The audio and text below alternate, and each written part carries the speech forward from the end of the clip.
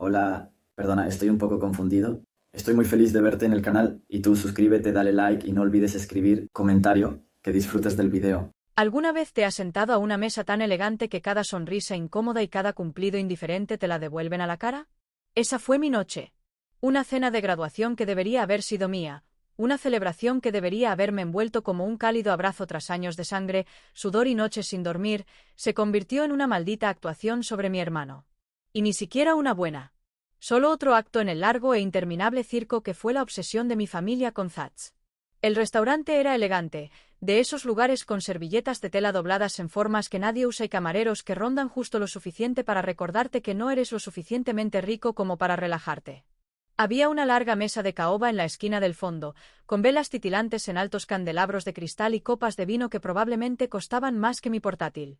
Mis padres se sentaban casi en el centro como reyes, con Zach justo al lado de mamá, justo donde ella lo quería, siempre al alcance de la mano, siempre en el centro. Estaba un poco más allá en la mesa, entre una tía a la que no veía desde hacía años y un primo que apenas levantaba la vista del móvil. Mi nombre estaba en el menú, pero bien podría haber sido borrado en cuanto nos sentamos. Nadie me preguntó cómo me sentía. Nadie me preguntó por mi discurso de graduación ni por los honores que había recibido. Solo hablaban de Zach, sus entrevistas de trabajo, sus encantadoras historias, su coche nuevo. Se recostó en su silla como si fuera el dueño del lugar, sonriendo con esa sonrisita de suficiencia que siempre tenía cuando la gente le prestaba atención, como si fuera su oxígeno. Entonces sucedió, el momento que debería haber esperado, pero aún así me golpeó en el estómago como un bate de acero. Mi madre se levantó, golpeando su vaso con el tenedor como si estuviera a punto de dar un discurso en una boda. Todos voltearon la cabeza, los tenedores se detuvieron en el aire, las conversaciones se silenciaron. La miré y me preparé, pensando que tal vez, solo tal vez, diría algo sobre mí. Tal vez, por una vez, reconocería el trabajo que había hecho, los años que pasé sacando cada maldita nota sin que nadie se diera cuenta. Pero no. Claro que no. Por mi hermosa familia, empezó, alzando su copa como si brindara por la paz mundial. Y especialmente por la verdadera estrella de esta noche, Zach. Hubo una pausa, apenas un instante, antes de que la mesa estallara en aplausos. Juro que oí a alguien silbar. Mi tía le dio una palmada en el hombro a Zach como si acabara de ganar un campeonato. Y Zach, por supuesto, ladeó la cabeza con esa sonrisa burlona que lucía como una corona, esa que siempre me daba ganas de voltear una mesa. Ni siquiera fingió humildad. Simplemente asintió, como si fuera algo normal, natural, como la gravedad. Me quedé mirando mi plato, forzando una sonrisa que esperaba que pareciera creíble. Mis dedos se apretaron con tanta fuerza alrededor de la base de mi vaso que estaba segura de que se rompería. Nadie se dio cuenta. Claro que no. Mi padre soltó una risita educada y murmuró algo sobre lo orgulloso que estaba, pero incluso él parecía no estar presente, solo haciendo lo que tenía que hacer, como siempre. Era un hombre hecho de silencio y evasivo, nunca de los que revolvían la olla, ni siquiera cuando estaba hirviendo. ¿Y yo? No dije nada. Dejé que los aplausos me inundaran como agua fría, que se me calaran en los huesos como un recordatorio. Esta no era mi noche. Demonios, nunca fue mi noche. Había sido la última ocurrencia de mi propia historia durante tanto tiempo que casi había olvidado lo que se sentía querer más. Pero en el fondo, bajo ese silencio, algo bullía. No era rabia, exactamente. Ni celos tampoco. Era más frío que eso. Más agudo. Era claridad. ¿Alguna vez has sentido que te has pasado la vida entera tras la cortina mientras alguien más interpreta tu papel? Como si siempre estuvieras a 2 pasos de ser visto, pero de alguna manera invisible. Dime que no soy el único. En serio, ¿cuántos de ustedes han sonreído durante un momento que se suponía era suyo, mientras alguien más se lo robaba sin más? No aplaudí. No brindé. No dije ni una palabra. Pero miré a Zach y, te juro, le devolví la sonrisa. No de una sonrisa falsa, ni educada ni vacía. Era el tipo de sonrisa que esbozas cuando sabes algo que ellos desconocen. Cuando tienes en la mano una tarjeta que aún no han visto. Porque lo que no sabían, lo que a ninguno se le ocurrió siquiera adivinar, era que la noche no había terminado. Ni de cerca. La cena podría haber sido suya. Los aplausos podrían haber sido suyos. Pero la historia, esa seguía siendo mía. Y justo cuando estaba bebiendo de mi copa de vino, intentando tragarme el sabor amargo, la puerta se abrió tras nosotros. La sala se movió. Algunas cabezas se giraron. Y entonces oí su voz, tranquila, formal, con un ligero toque de anticipación. Hay un premio más que entregar esta noche, dijo el decano. Y así, sin más, la sonrisa de Thatch empezó a desvanecerse. La gente siempre habla de la infancia como si fuera un montaje desenfocado de pasteles de cumpleaños, rodillas raspadas y cuentos para dormir, pero la mía siempre se sintió como un escenario donde me convertí en un simple accesorio. Desde el principio, mi vida se desarrolló bajo la larga sombra de mi hermano Thatch, una sombra tan profunda y amplia que se tragó cualquier destello de luz que intenté crear para mí. No importaba lo que hiciera ni cuánto lo intentara, porque Thatch siempre era más ruidoso, más llamativo, más brillante. El chico que convertía cada maldito momento en su foco de atención personal. Todavía recuerdo la feria de ciencias de tercer grado. Pasé semanas construyendo una maqueta funcional de una presa hidroeléctrica, usando de todo, desde tuberías viejas hasta pequeñas luces LED. Me quedaba despierto hasta tarde todas las noches con los dedos pegajosos y los ojos cansados, revisando los circuitos e intentando que saliera perfecto. El día de la feria, gané el primer puesto, no solo de mi grado, sino de todo el colegio. Llegué a casa rebosante de orgullo, sosteniendo mi certificado como si fuera un billete de oro. Mi madre apenas levantó la vista del fregadero de la cocina antes de preguntar: ¿te acordaste de limpiar tu habitación? Mientras tanto, Thatch había anotado 2 touchdowns en el partido de su instituto esa misma semana, y mis padres organizaron una dichosa fiesta de pizza en su honor. Mi proyecto acabó guardado en el garaje, detrás de unos viejos adornos navideños, mientras que sus fotos de fútbol americano acabaron colgadas en la pared del salón. No fue algo aislado. Era la pauta. Cada éxito que yo conseguía venía envuelto en silencio, mientras que su mediocridad se envolvía en pancartas y globos.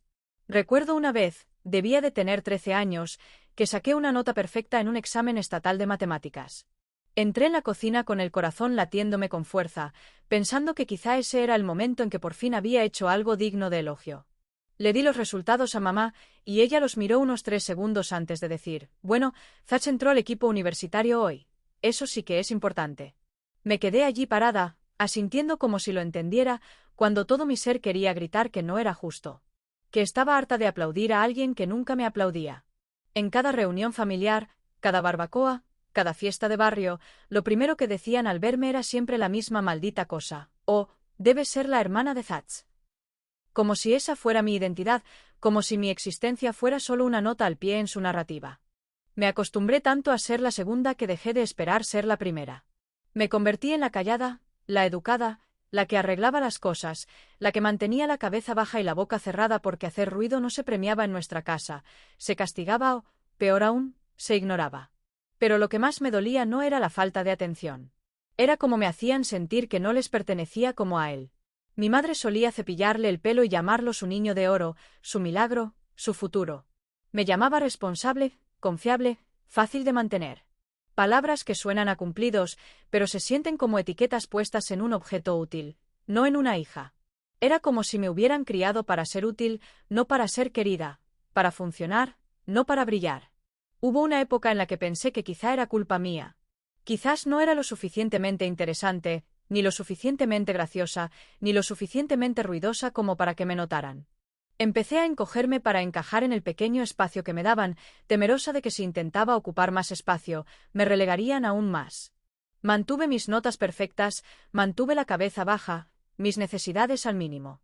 Me convertí en la hija que no hacía ruido, la que doblaba la ropa, preparaba la cena y sacaba sobresalientes sin que nadie se lo pidiera. Porque pensaba que si lo hacía todo bien, con el tiempo alguien me vería.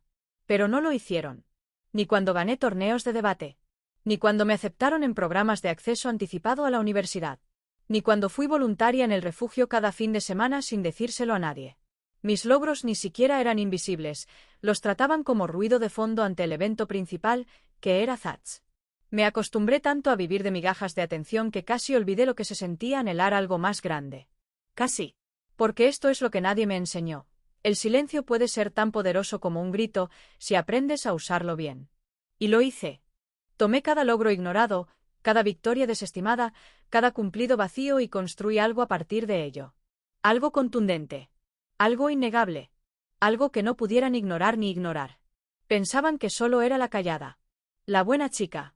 La que arreglaba las cosas. Pero lo que no sabían era que mientras aplaudían a Thatch, yo construía algo que eclipsaría cualquier foco que le dieran. No por despecho. Ni siquiera por venganza. Solo por necesidad, porque cuando nadie te da un lugar donde pararte, construyes tu propio escenario.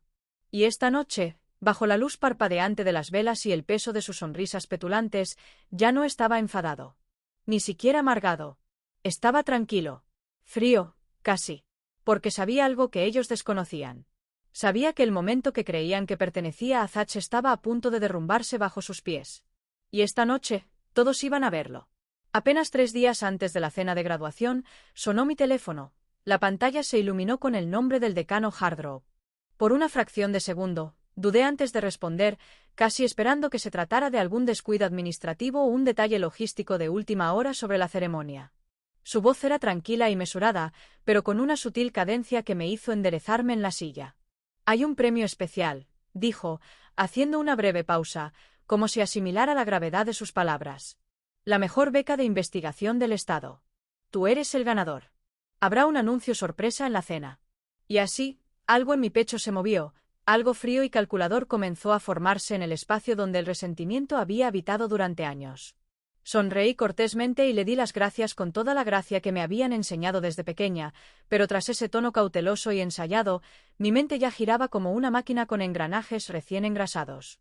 Veía la cena desplegándose ante mí, oía el tintineo de las copas y las risas educadas, veía la sonrisa radiante de mi madre y la postura arrogante de Thatch. Veía cómo todos se sentarían allí, sin sospechar en ningún momento que el niño olvidado al final de la mesa estaba a punto de prender fuego a su ilusión cuidadosamente creada. No necesitaba gritar. No necesitaba discutir. Solo necesitaba esperar.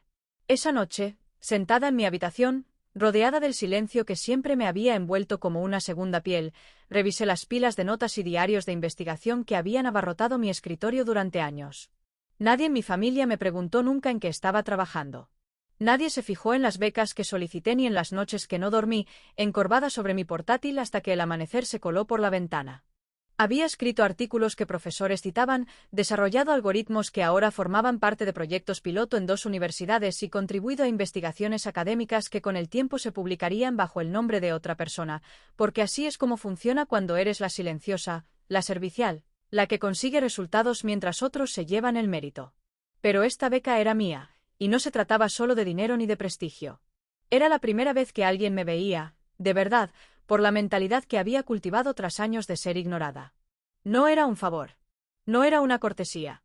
Era un reconocimiento ganado con sangre y huesos, y la determinación que solo se logra tras años de ser ignorada. Y ahora, sabía exactamente qué hacer con ella. Empecé a planear todo hasta el último detalle.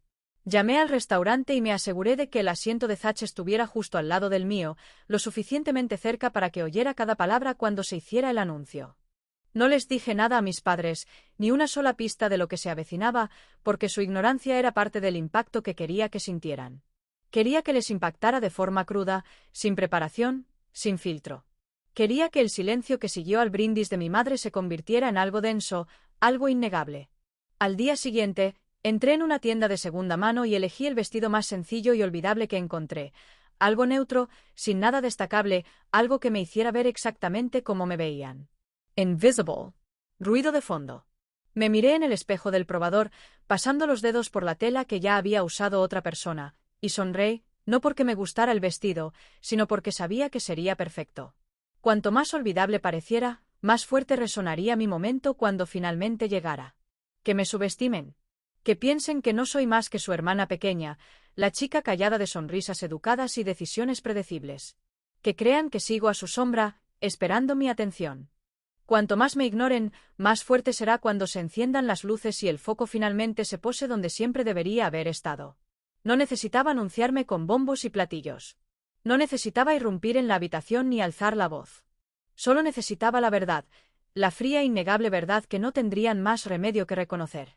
No ensayé nada, no planeé ningún discurso, no memoricé ningún diálogo dramático. Porque sabía que la realidad, cuando se presenta cruda y sin previo aviso, es más poderosa que cualquier actuación. Y esto ya no se trataba solo de mí. Se trataba de cada hija a la que le dijeron que se quedara quieta, de cada estudiante callado e ignorado, de cada mujer a la que le dijeron que debería estar agradecida simplemente por estar en la sala mientras alguien más se atribuía el mérito de su trabajo. Esperé en silencio, no porque me faltaran las palabras, sino porque sabía que su impacto sería más fuerte que cualquier cosa que pudiera decir con antelación. Y a medida que se acercaba el día de la cena, no sentía nervios, ni inquietud, ni ansiedad. Me sentía tranquilo, concentrado, con la mente despejada. Porque cuando el decano finalmente abrió su carpeta y me miró al otro lado de la mesa, mientras todos los demás todavía disfrutaban de la gloria fabricada por Thatch, supe que era el momento.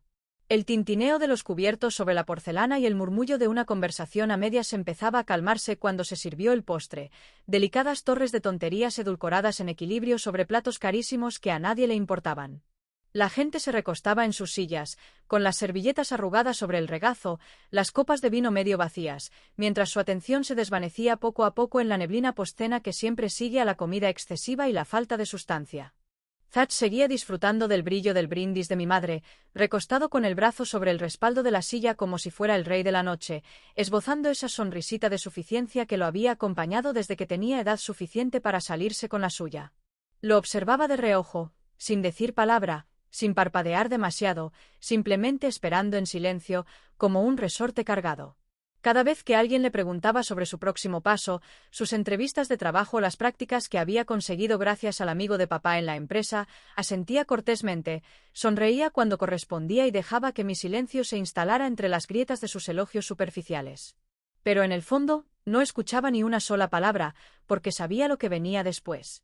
Y entonces, justo a tiempo, como un tramoyista descorriendo el telón en el acto final, la puerta del fondo de la sala se abrió con un crujido. Las cabezas se giraron lentamente, parpadeando para disipar la neblina del vino, y la charla se apagó cuando una figura alta y esbelta entró en la sala con pasos vacilantes. Tardaron unos segundos en reconocerlo, pero lo vi al instante. El decano Hargrove, con traje impecable, corbata planchada, una carpeta aferrada en la mano izquierda como si contuviera algo mucho más explosivo que un papel. Parecía algo incómodo, como si interrumpir la velada no hubiera sido idea suya, pero se aclaró la garganta y sonrió con esa gentil formalidad que me había acostumbrado a años de ceremonias académicas. «Disculpen», dijo con voz tranquila pero lo suficientemente firme como para que se oyera por toda la sala, cortando el ruido con precisión quirúrgica. «Antes de terminar la velada, hay un premio más que entregar». Ese fue el momento exacto en que Thatch se irguió ligeramente en su silla, aún intentando parecer despreocupado, pero lo vi. El ligero ajuste, la hinchazón de su pecho, la sutil mirada hacia el decano con la tranquila confianza de quien está acostumbrado a ser el elegido. Ya estaba a punto de otra ronda de aplausos mentalmente, preparándose para un humilde asentimiento y otro agradecimiento formal, como si realmente se hubiera ganado algo más que un buen pelo y encantó. Pero entonces el decano abrió su carpeta, echó un vistazo rápido al papel que contenía y volvió a hablar. Esta vez, pronunció mi nombre completo, nombre y apellido, con claridad y deliberación, sin tartamudeos ni traspiés. Se podía oír el cambio de aire en la habitación, un cambio sutil como el instante previo a una tormenta. Había tanto silencio que se oía el tintineo del tenedor de alguien contra el plato al otro lado de la mesa. Por un instante, nadie reaccionó. Era como si sus cerebros no hubieran captado la atención de sus oídos, como si la frase no hubiera sido asimilada. Y entonces oí el primer sonido. Un pequeño jadeo desde algún lugar cerca del centro, seguido de unos aplausos vacilantes, y luego una oleada de aplausos más fuertes que se extendió lentamente como una marea creciente. Uno a uno, la gente se puso de pie, insegura al principio, pero ganando confianza al mirar a su alrededor y darse cuenta de que no era un error, no era una broma, no era un sustituto para otra persona. Me puse de pie lentamente, sin prisas, sin sonreír, simplemente levantándome con esa serena dignidad que jamás esperarían de alguien a quien nunca habían visto. No necesitaba teatralidad ni un discurso. La sala hizo el trabajo por mí. Los aplausos resonaron por el espacio, y los sentí vibrar en mi pecho como un trueno, no porque fueran fuertes, sino porque eran reales. Y juro que, por primera vez en mi vida, el aire a mi alrededor no se sentía cargado con la historia de otra persona. Era la mía. Me giré ligeramente hacia mi madre y capté el instante exacto en que su sonrisa empezó a temblar, a flaquear y luego a desaparecer por completo. Apretó la mandíbula y entrecerró los ojos lo justo para delatar el esfuerzo que le costó contenerse. Y Thatch. Dios mío, Thatch. Ya no sonreía con suficiencia. No se recostaba. Estaba sentado erguido, parpadeando demasiado rápido, con los labios apretados en una línea dura como si acabara de morder algo podrido. Pero entonces llegó la segunda ola, la que nadie vio venir. Porque el decano no había terminado. Volvió a sonreír, esta vez más despacio, y ajustó el papel en su mano. Esta beca no es solo por excelencia académica, dijo.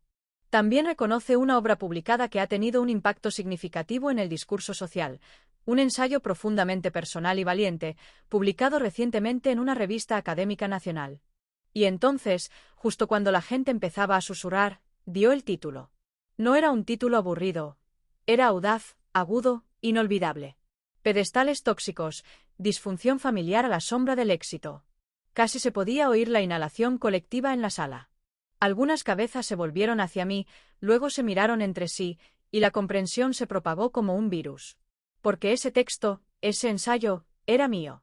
Escrito bajo seudónimo, publicado discretamente pero con una rápida circulación, era un análisis minucioso de familias como la mía, familias que elogian a un hijo con tanta vehemencia que corroe los huesos de todos los demás en casa. No había mencionado nombres, pero no hacía falta. Cualquiera que nos conociera podría atar cabos. El rostro de mi madre palideció, sus labios se separaron ligeramente en esa expresión de sorpresa y congelación de quien de repente se da cuenta de que la alfombra bajo sus pies no es real. ¿Y Thatch? Parecía como si se hubiera tragado un cristal roto.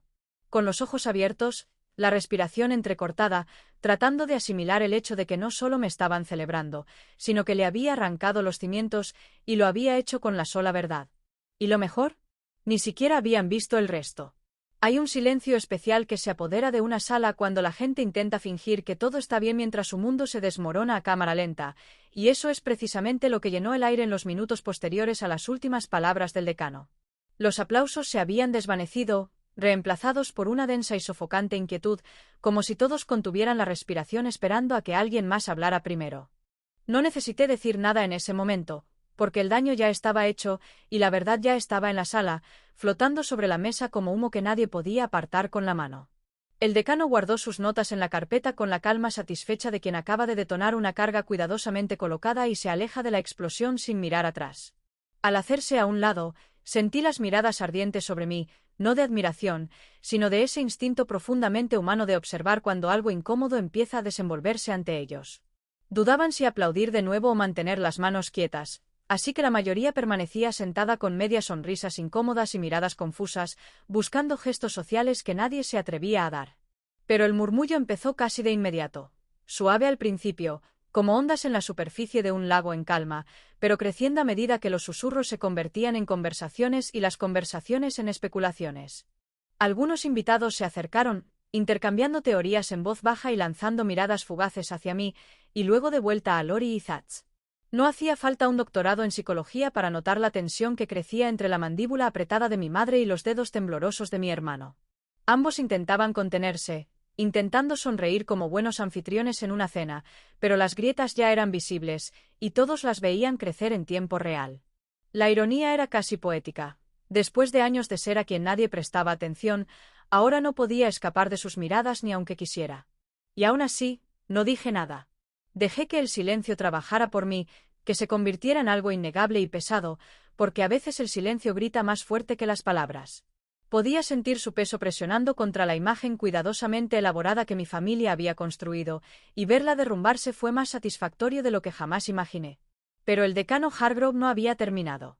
Se detuvo al final de la mesa y dijo, con silenciosa reverencia, escribió desde la verdad, el dolor y la brillantez. No era solo un cumplido, era una bendición, y destrozó cualquier ilusión a la que mi madre se hubiera aferrado en ese momento. Se estremeció levemente ante sus palabras, apenas, pero lo suficiente para que yo lo notara, y ese único estremecimiento se sintió como una recompensa que llevaba años cobrándose. Algunos invitados empezaron a susurrar aún más alto, y vi a uno de nuestros vecinos de toda la vida mirar a Thatch, luego a mi madre, con una expresión que decía más que las palabras. No era ira, ni lástima, sino reconocimiento. Porque todos han visto esta historia antes, en una u otra versión, y ahora que el guión había cambiado, no podían dejar de verla. Me levanté lentamente, sin dramatismo, sin teatralidad, simplemente firme y tranquila, dejando que la silla se deslizara silenciosamente tras mí. Miré a mi alrededor, no a una persona en particular, sino a todos, a toda la multitud que me había visto crecer y nunca me había preguntado de qué era capaz. Gracias por verme por fin, dije con voz clara y serena, sin temblores, sin vacilaciones, simplemente la simple verdad, dicha sin disculpas. Por un momento, no hubo nada, ni aplausos, ni vítores, ni una gran reacción. Solo un silencio denso y atónito.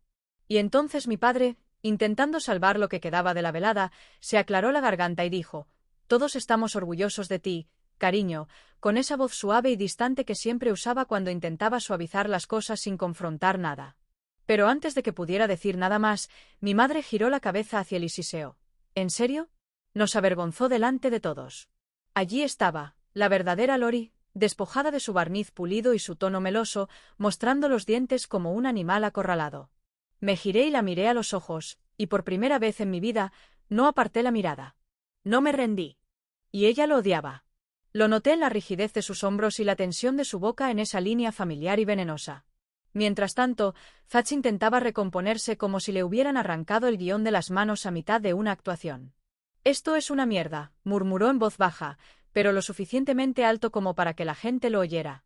Ese artículo ni siquiera hablaba de nosotros. Su voz se alzaba, aguda y a la defensiva, como la de un niño al que le han pillado con las manos en la masa. Solo se está haciendo la víctima. Pero nadie lo creía. Ya no. Algunos invitados empezaron a moverse incómodos en sus asientos, ya no aplaudían ni lo felicitaban, solo lo veían desenredarse como un carrete de hilo que se desprendía del borde de la mesa. Alguien cerca del final de la mesa rió entre dientes, y Thatch giró la cabeza para ver quién era, pero nadie lo miró a los ojos. Y entonces, justo cuando creía que la noche ya había alcanzado su punto máximo de tensión incómoda, ocurrió el último cuchillo, el que más hirió. Una mujer sentada frente a mi madre, una vieja amiga de la familia a la que no veía desde hacía años, sacó su teléfono con naturalidad y tocó la pantalla un par de veces antes de alzarlo para que Lori lo viera. Su rostro era indescifrable, su voz baja pero clara, mientras decía: «¿Sabías que también envió un artículo de seguimiento a la editorial universitaria? Lo publicaron esta mañana». Mi madre se inclinó hacia mí, entrecerrando los ojos mientras se cargaba el artículo, y vi cómo el color desaparecía de su rostro en tiempo real. Ni siquiera había llegado al titular aún. Pero ella estaba a punto de hacerlo. Y te prometo que esto fue solo el comienzo. Hay una quietud muy específica que llega justo antes de que todo se derrumbe, una especie de silencio suspendido donde casi puedes sentir cómo el tiempo contiene la respiración, como si incluso el aire mismo se preparara para el impacto. Así se sentía la habitación en los segundos después de que el rostro de mi madre palideciera mientras miraba la pantalla del teléfono. Sus labios se separaron como si quisiera hablar, pero no salió ningún sonido, solo un silencio hueco y aturdido que se extendió como una onda por la habitación a medida que más gente se acercaba, más teléfonos se sacaban, más titulares se leían en silencio bajo la luz parpadeante de las velas y platos de postre intactos. Y así, todo lo que había planeado, todo lo que había esperado, comenzó a detonar, no de forma explosiva ni teatral, sino en oleadas lentas y devastadoras que nadie podía detener. Porque ese segundo artículo, el que no le había contado a nadie, no era solo una continuación de mi pieza original. Era un bisturí, una disección fría y aguda de todo lo que creían inquebrantable. Lo había escrito hacía meses, no por ira ni rencor, sino porque la verdad tiene una curiosa forma de pudrirse en la garganta si no la dejas salir. E incluso entonces sabía que algún día importaría. Así que no solo lo envié a la editorial universitaria. También envié una copia, discreta y anónima, a una periodista que conocí durante una de mis becas de investigación, una mujer que se especializaba en historias sobre fracasos institucionales, sobre nepotismo, sobre la podredumbre que supura bajo las fachadas pulidas. No lo publicó de inmediato. Esperamos. Hablamos. Recopilamos más. ¿Y lo más condenatorio? Ni siquiera se trataba de mí. Se trataba de Thatch. Porque resultó, y créanme, revisé mis fuentes 2 veces, luego 3 veces, solo para asegurarme que Thatch no era el chico mimado por casualidad. Recibió ayuda. No solo de nuestros padres, sino también de otros. Profesores de su universidad, entrenadores que hicieron la vista gorda, profesores que le asignaron tareas que apenas eran suyas. Había rumores, correos electrónicos, inconsistencias en su expediente académico que nadie cuestionó porque nadie quiso hacerlo. Se había forjado una reputación a costa del silencio de los demás, de la misma manera que lo habían apoyado toda su vida. Encontré la prueba escondida en una unidad compartida que dejó abierta en su vieja laptop, una que había olvidado limpiar antes de dármela 2 años antes, otra heredada, otro regalo de segunda. La guardé, sin tocarla durante meses, hasta que una noche, buscando archivos viejos, me topé con una carpeta llamada Cosas de clase. Dentro había documentos que nunca escribió, trabajos con metadatos que mostraban a otros autores, incluso cadenas de correos electrónicos donde ofrecía dinero o favores por ayuda para terminar tareas. No dije nada entonces. Simplemente lo guardé todo, metódica, cuidadosamente, en silencio. Y ahora estaba allí afuera. El artículo lo dejaba claro sin mencionar nombres directamente, pero los detalles eran innegables para cualquiera que conociera a los jugadores. Las fechas coincidían. Los títulos de los cursos eran precisos. Los patrones de comportamiento eran un fraude académico clásico, y no pasó mucho tiempo antes de que otros empezaran a hablar. El decano Hargrove ya había iniciado una investigación discreta, informada anónimamente pocos días antes de la cena. Mi artículo no fue solo una revelación pública, sino una confirmación. Thatch se quedó paralizado mientras los susurros a su alrededor se volvían más agudos, más mordaces, más peligrosos. Alguien le preguntó sin rodeos si la historia era cierta, y su voz se quebró al tartamudear negaciones, diciendo cosas como está sacado de contexto y está intentando destruir a nuestra familia, pero ya era demasiado tarde. Se notaba en los rostros de la gente, la duda, el juicio, la silenciosa satisfacción de ver a un niño mimado manchado por algo más honesto que un aplauso. Mi madre no volvió a hablar durante un buen rato. Me miró con una expresión vacía y atónita, como si yo fuera un extraño al que ya no reconociera. Quizás lo era. O quizás finalmente me había convertido en la versión de mí misma que siempre se negaba a ver. Sea como fuere, su mundo, el pedestal cuidadosamente esculpido que había construido para Thatch, se había desmoronado, y no había pegamento lo suficientemente fuerte como para repararlo. Mi padre no defendió a nadie después de eso. No habló, no se disculpó, no hizo preguntas. Simplemente se quedó allí sentado, quieto y en silencio, como siempre cuando las cosas se complicaban, cuando las emociones afloraban y se desbordaban de maneras que no sabía cómo manejar. Quizás era culpa. Quizás era vergüenza. O quizás, por primera vez en su vida, se dio cuenta de que no había criado a dos hijos, había consentido a uno y descuidado al otro. Salí de aquella cena con la cabeza en alto y los tacones resonando suavemente contra el suelo, sin triunfar, sin regodeo, simplemente había terminado. No hubo un gran monólogo, ni una salida victoriosa, solo pasos silenciosos hacia una noche que por fin me pertenecía. El aire exterior se sentía diferente, como si me hubiera despojado de una piel que me habían obligado a llevar durante demasiado tiempo. Respiré hondo, esperando la oleada de satisfacción que creía que llegaría con la justicia. Pero lo que me invadió no fue alegría. Fue algo completamente distinto, una quietud pesada y hueca que no podía quitarme de encima. Mi Veng. Conseguí los aplausos. Saqué a la luz la verdad, donde debía estar. Pero no conseguí lo que más deseaba, su amor. Y tal vez, nunca lo consiga. Quizás una parte de mí aún pensaba que esto arreglaría algo. Aún creía que si tan solo descorría el telón lo suficiente, finalmente me verían y amarían lo que veían. Pero no lo hicieron. Tal vez nunca pudieron. ¿Valió la pena? Todavía me lo pregunto. Todos los días.